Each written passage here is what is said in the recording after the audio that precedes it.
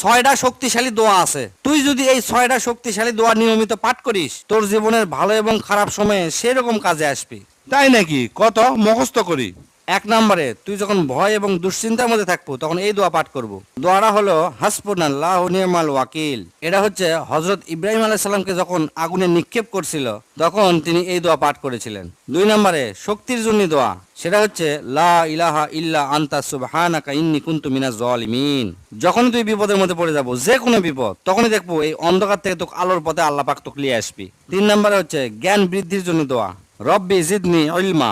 4 নম্বরে, যে কোনো কিছু পাওয়ার জন্য দোয়া, রব্বি ইন্নী লিমা আনজালতা ইলাইয়া মিন খাইরিল ফাকির। এটা হচ্ছে হযরত মূসা আলাইহিস সালামের দোয়া, যখন তিনি একা এবং বিপদের মধ্যে থাকতেন তখন এই দোয়া পাঠ করতেন। 5 নম্বরে, বরকত এবং রিজিকের জন্য দোয়া, আল্লাহুম্মা বারিক লানা। লাস্ট 6 নম্বর হচ্ছে মনের কষ্ট দূর করার দোয়া, আল্লাহুম্মা ইন্নী আউযু বিকা মিনাল